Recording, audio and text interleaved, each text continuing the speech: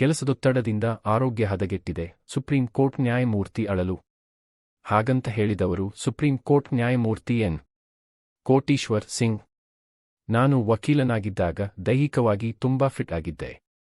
Judge ಆದ ಮೇಲೆ ಬಾಚಿದ ಹೊಟ್ಟೆ, ಅಧಿಕ ರಕ್ತದೊತ್ತಡ ಎಲ್ಲ ಬಂತು, ಆರೋಗ್ಯ ಹದಗೆಟ್ಟಿತು ಎಂದು ಸುಪ್ರೀಂ ಕೋರ್ಟ್ ನ್ಯಾಯಮೂರ್ತಿ ಎನ್.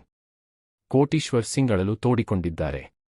ನ್ಯಾಯಾಧೀಶರು ಕೆಲಸಕ್ಕೆ ಸಂಬಂಧಿಸಿದ ಒತ್ತಡ ಮತ್ತು ಒತ್ತಡದಿಂದಾಗಿ ಅಧಿಕ ರಕ್ತದೊತ್ತಡ ಮತ್ತು ಇತರ ವೈದ್ಯಕೀಯ ಕಾಯಿಲೆಗಳಿಂದ ಬಳಲುತ್ತಿದ್ದಾರೆ ಎಂದು ಸುಪ್ರೀಂ ಕೋರ್ಟ್ ನ್ಯಾಯಮೂರ್ತಿ ಎನ್.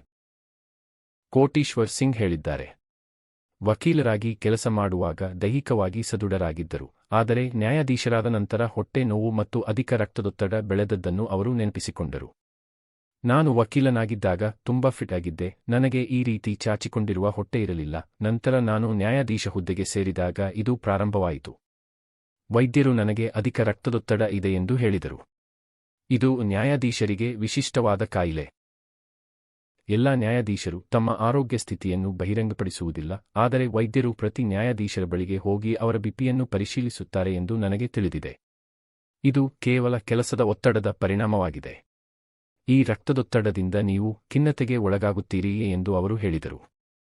ನ್ಯಾಯಾಂಗ ಆಡಳಿತವನ್ನು ಮರುರೂಪಿಸುವುದು, ಪ್ರಜಾಸತ್ತಾತ್ಮಕ ನ್ಯಾಯಕ್ಕಾಗಿ ಸಂಸ್ಥೆಗಳನ್ನು ಬಲಪಡಿಸುವುದು ಎಂಬ ವಿಷಯದ ಕುರಿತು ಸುಪ್ರೀಂ ಕೋರ್ಟ್ ಬಾರ್ ಅಸೋಸಿಯೇಷನ್ ಆಯೋಜಿಸಿದ್ದ ಮೊದಲ ರಾಷ್ಟ್ರೀಯ ಸಮ್ಮೇಳನದಲ್ಲಿ ಅವರು ಮಾತನಾಡುತ್ತಿದ್ದರು. ಜನರಿಗೆ ನ್ಯಾಯಾಧೀಶರ ಕೆಲಸದ ಪರಿಸ್ಥಿತಿಗಳ ಬಗ್ಗೆ ತಿಳಿದಿಲ್ಲ ಎಂದು ನ್ಯಾಯಮೂರ್ತಿ ಸಿಂಗ್ ಹೇಳಿದ್ದಾರೆ. ಜಿಲ್ಲಾ ನ್ಯಾಯಾಲಯದ ನ್ಯಾಯಾಧೀಶರು ದಯನೀಯ ಸ್ಥಿತಿಯಲ್ಲಿ ಕೆಲಸ ಮಾಡುತ್ತಿದ್ದಾರೆ ಎಂದು ಅವರು ಹೇಳಿದರು. ಇದಲ್ಲದೆ ಕೆಳ ನ್ಯಾಯಾಲಯದ ನ್ಯಾಯಾಧೀಶರು ವಕೀಲರಿಗೆ ಹೆದರುತ್ತಾರೆ ಎಂದು ನ್ಯಾಯಮೂರ್ತಿ ಸಿಂಗ್ ಹೇಳಿದ್ದಾರೆ. ನಾವು ಕೆಲಸ ಮಾಡುವ ಪರಿಸ್ಥಿತಿಗಳ ಬಗ್ಗೆ ಬಹಳ ಕಡಿಮೆ ಜನರಿಗೆ ತಿಳಿದಿದೆ.